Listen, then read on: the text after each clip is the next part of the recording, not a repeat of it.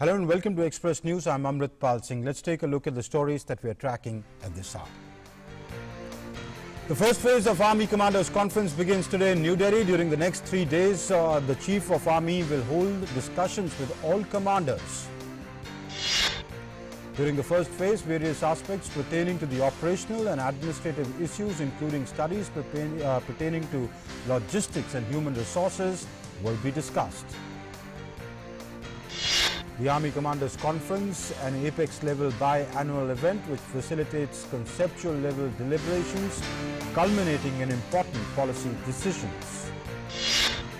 The first phase of the conference is scheduled from 27th to 29th of May and the second phase in the last week of June this year. The Vande Bharat mission is all set for its third phase. The government is planning to widen its reach and efficiency in the coming weeks. External Affairs Minister Dr. S. Jaishankar conducted a review meeting of the third phase of Vande Bharat mission.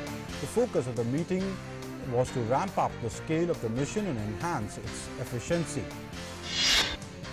Dr. Jaishankar, through a series of tweets, highlighted the key takeaways from the meeting. He tweeted saying there are plenty of lessons learned from Vande Bharat mission performance so far of the 173 flights and 3 ships covering 34 countries.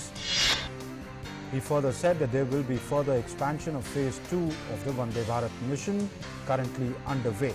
It will target 1 lakh passengers from 60 countries. Dr. Jaishankar tweeted preparations for the third phase, widening our footprint, has already commenced. Dr. Jaishankar tweeted saying that the centre is planning increase in entry points and expanded feeder flights. Welcome the approval of chartered flights from today. Under the mission, the first direct flight from India to Ireland landed in Dublin yesterday, carrying 1 Indian and Irish citizens from Delhi. The first flight from Russia also took off from Moscow on Tuesday. Indian ambassador to Russia, Venkat Verma, said that there will be more flights in the coming weeks. Flights from Paris also took off yesterday with stranded Indians. Around 140 flights from the Gulf countries are scheduled till 8th of June under the mission. Yesterday, Delhi welcomed around 175 passengers from Abu Dhabi. There were 4 flights scheduled from Dubai to Kochi, Kozhikode, Kannur and Thiruvananthapuram, and 4 flights were also scheduled from Abu Dhabi. Only asymptomatic passengers are being allowed to board the flight, while priority was given to passengers with medical emergencies, pregnant women, senior citizens, etc. Indian Consul General Vipul said that around 10,000 Indians from Dubai are likely to go back in the extended second phase of the mission. Gaya Airport in Bihar is the landing point for various flights of the special Vande Bharat flights. So far, special flights at Gaya Airport have arrived from UK, Muscat and Doha. The 4th Air India flight carrying 127 stranded passengers from Bishkek in Kyrgyzstan reached Gaya International Airport yesterday. Passengers are being sent for 14-day quarantine after proper medical screening. Bihar government has arranged a hotel for passengers. 6 flights have so far been scheduled to land at Gaya Airport till the 3rd of June. Indian Railways has now transported over 44 lakh migrant workers on board 3,274 Shramik special trains till the 26th of May. The effort has been a mammoth one involving immense cooperation between different state governments and the railways. Over 74 lakh for free meals and more than 1 crore water bottles distributed by the railways. In addition to Shramik specials, railways are running 15 pairs of special trains connecting New Delhi from the 12th of May. Railways plans to start more than 200 more timetable trains from the 1st of June. The Railways has ensured that all precautionary guidelines are followed in view of the COVID-19 situation. In the last 4 days, the Railways has operated 260 trains on an average daily, carrying about 3 lakh passengers. The top 5 states and union territories from where maximum trains originated are Gujarat, Maharashtra, Punjab, Uttar Pradesh and Delhi. The top 5 states where maximum trains terminated are Uttar Pradesh, Bihar, Jharkhand, Odisha and Madhya Pradesh. India's recovery rate against COVID-19 stands at 42.4% with 64,425 cured and discharged till date. In India, the total active cases stands at 83,004, while 4,337 have succumbed to the disease. India has rapidly increased its testing capacity and is on track to meet the emerging requirements. India is now testing an approximate 1.1 lakh samples per day. As of today, India has 612 total labs, 430 run by ICMR and 182 in the private sector to test the population for COVID-19 infection. Guidelines have been issued to states and union territories advising immediate testing for symptomatic and home quarantine for asymptomatic migrant workers. The case fatality rate in the country is also showing a downward trend from 3.3% as on 15th of April to around 2.87% at present, which is amongst the lowest in the world. The ICMR has assured that there are no major side effects of the HCQ drug and should be continued to be used as preventive treatment for COVID-19. Arogya Setu app, India's COVID-19 contact tracing, symptomatic mapping and self-assessment mobile app is now open source. Niti Aayog CEO Amitabh Kant said that transparency, privacy and security have been the core design principles of Arogya Setu since its inception, and opening of the source code to the developer community signifies government's continuing commitment to this principle. The Union Home Ministry has written to all states that citizens who have been quarantined in the hotels after they return from abroad and who were made to pay in advance of 14 days must be refunded half of the amount as per revised guidelines. As per the latest guidelines, protocol for institutional quarantine has been revised to 7 days, followed by 7 days home quarantine after medical assessment. The Home Ministry has asked states to ensure that hotels refund 7 days quarantine stay charges paid by people returning from abroad who did not end up staying for those days. In Jammu and Kashmir's Rajouri, COVID-19 sampling has started in the block level. Sampling is being conducted in a focused manner, and the idea is to contain the spread of virus by testing high-risk health workers.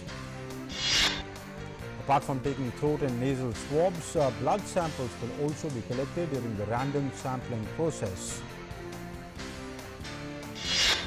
Mills in Surat start operating with 25 to 30% staff. Owners have started reopening some of the factories in non-containment zones in an aim to get the industry back on track. Delhi police spread social distancing messages to people through announcements in parks and housing localities. The police department also distributed masks to people outside parks. In Karnataka's Shivamoga Arivu, a social service organization, has started an awareness drive for COVID-19 in rural areas of the district. The crew will visit every village in the district in a month, and pre-recorded audio will be played during the visit. Union Law Minister Ravi Shankar Prasad hits back at the Congress leader Rahul Gandhi. The Union Minister has slammed Rahul Gandhi for spreading negativity during the crisis times. Ravi Shankar Prasad accused Rahul Gandhi of making false allegations on the government's fight against COVID-19. The Union Minister also said that Rahul Gandhi is weakening India's COVID fight. This campaign is based on falsehood and deliberate twisting of facts. The Union Minister elaborated on this. The Madras High Court has asked the Tamil Nadu government to reconsider its decision to convert late Chief Minister J. Jayalalitha's residence in Chennai into a memorial. The Madras High Court declared late Chief Minister Jayalalitha's niece and nephew as legal heirs of her property. A division bench of Justices N. Kirubakaran and Abdul Kudosh also suggested that Veda Nilayam, located in the upmarket Post Garden, to be converted into the official residence of the Chief Minister of the state, while a portion of the property can be a memorial if needed. Severe heat wave grips north and central India. Intensity is expected to reduce from tomorrow over north and central India.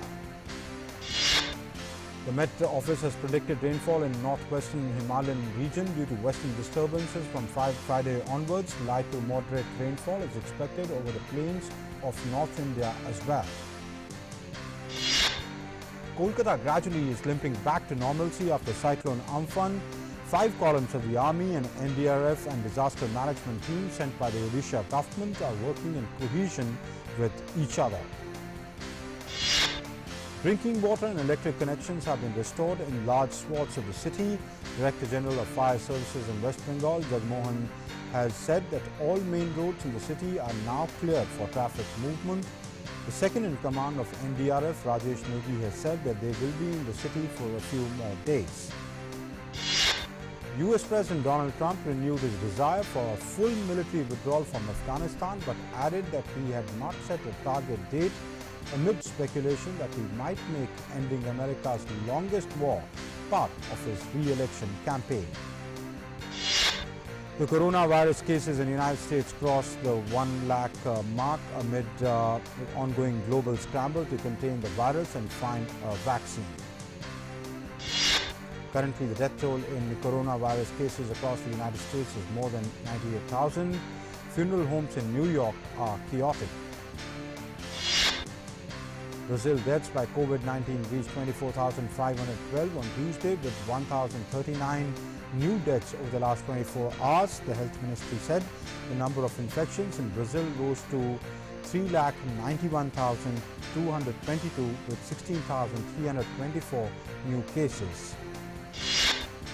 University of Washington's Institute for Health Metrics and Evaluation Study is warning its total death toll could climb fivefold to 1,25,000 by early August, adding to fears that it has become a new hotspot in the pandemic.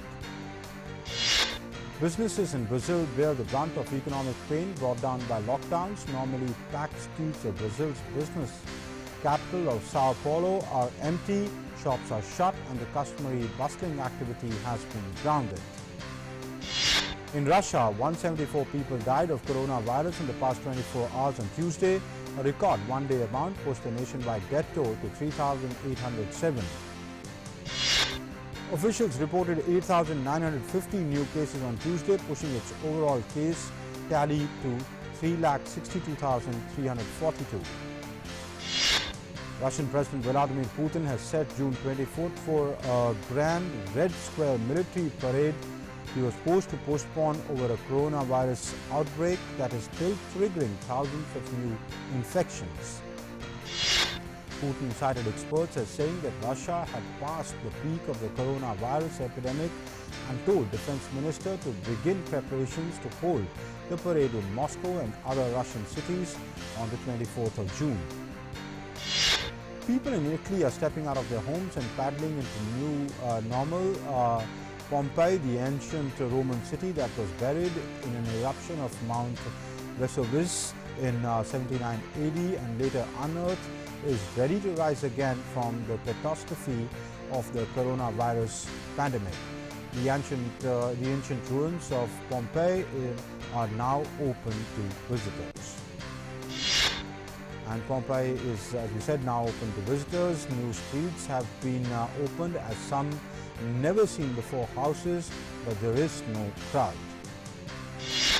Authorities have mapped out one-way itineraries to make sure visitors who have to wear masks keep safe social distances and avoid gatherings.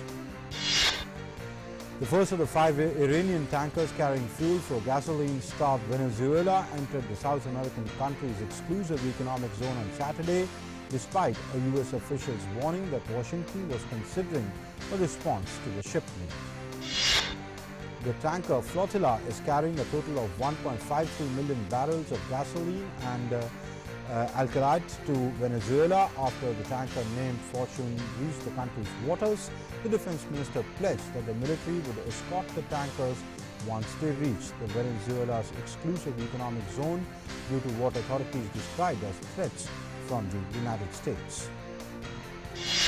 NASA astronauts will head to the International Space Station aboard Falcon 9 rocket from NASA's Kennedy Space Center in Florida, marking the company's first mission carrying humans aboard. NASA says that astronauts Bob Behnken and Doug Hurley's trip aboard the Falcon 9 marks the start of a new era of space exploration.